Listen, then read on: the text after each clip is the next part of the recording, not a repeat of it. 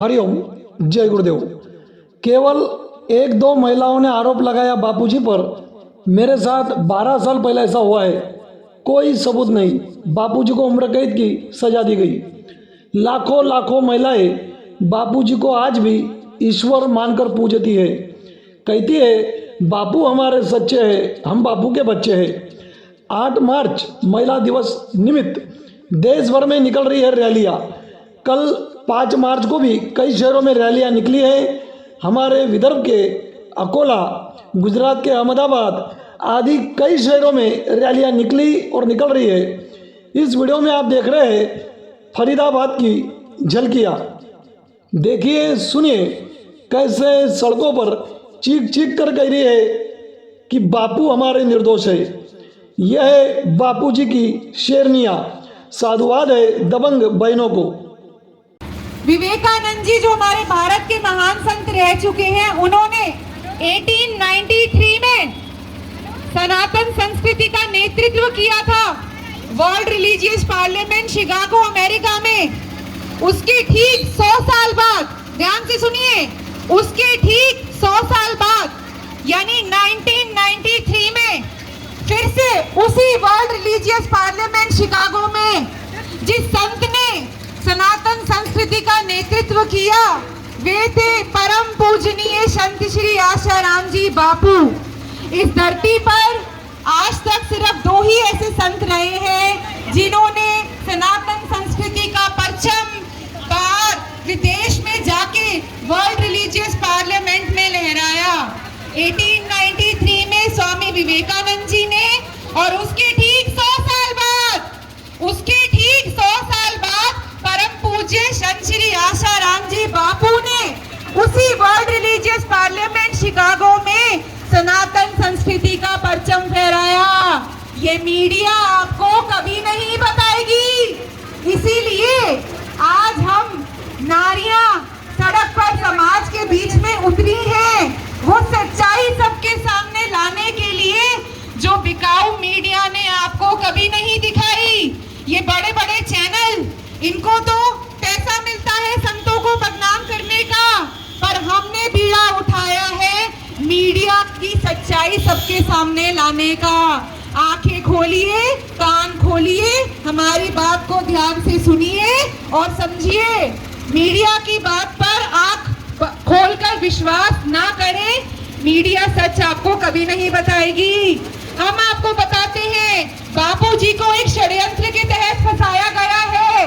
जी हाँ, बापूजी एक अंतरराष्ट्रीय षड्यंत्र का शिकार हुए हैं। इसीलिए 85 वर्ष की उम्र है, इसीलिए बीमार होने के बाद भी 10 साल में उनको एक दिन की भी पेरोल नहीं मिलती है। हमारे बापूजी निर्दोष थे, निर्दोष हैं और निर्दोष ही रहेंगे।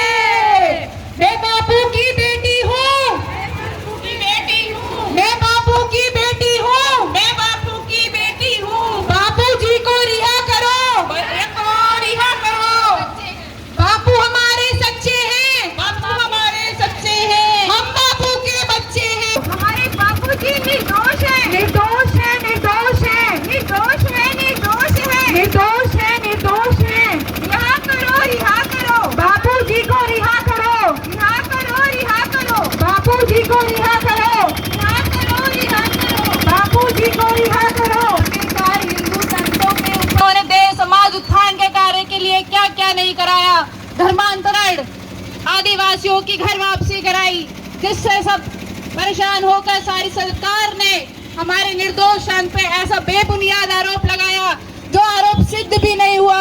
हम जानते हैं, हमारे साधक सभी जानते हैं कि कोई आरोप सिद्ध नहीं हुआ।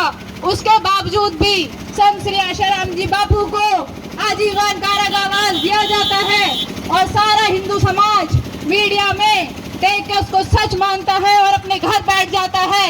आखिर क्यों नहीं सोचा जाता कि ऐसा क्या है हमारे बापू के पास जो आज भी लाखों करोड़ों भक्त, लाखों करोड़ों साधक बहनें सभी उनके आश्रम में जाते हैं। आप जाके देखिए आशाराम जी बापू के आश्रम में कि हमें क्या संस्कार मिलते हैं।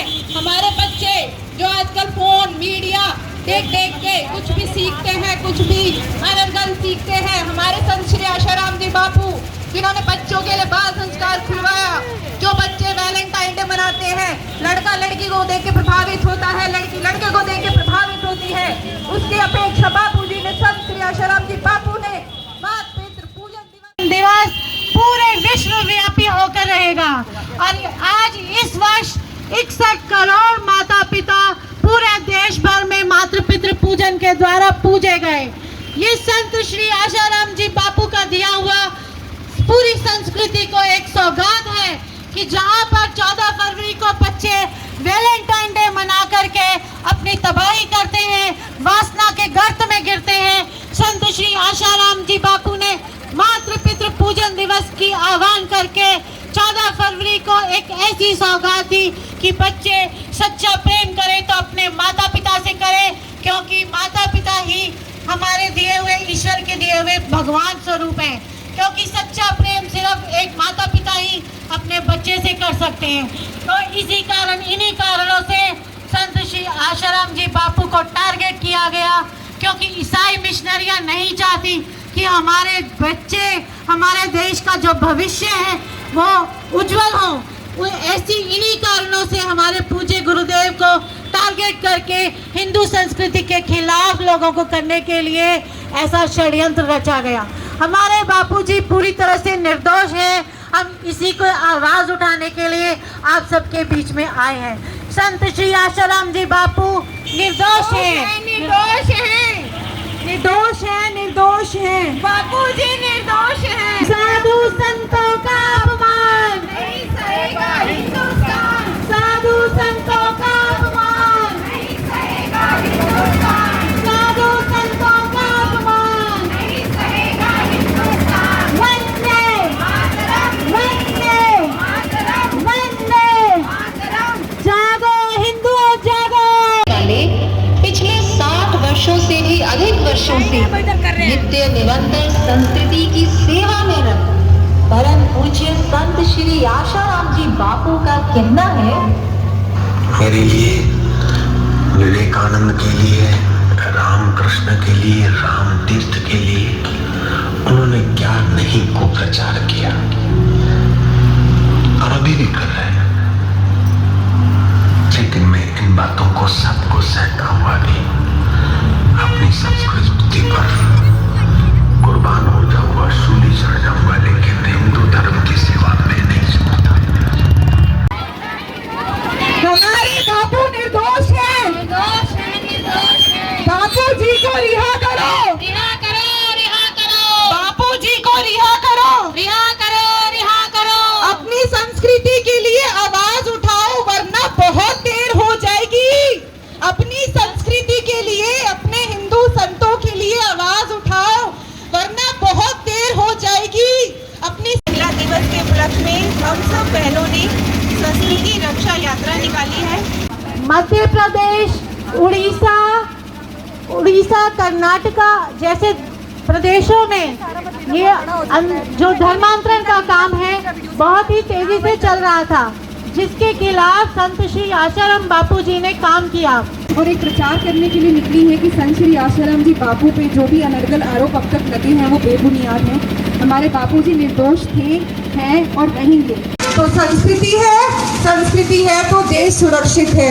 बापू जी निर्दोष हैं, निर्दोष हैं, निर्दोष हैं। बापू जी को रिहा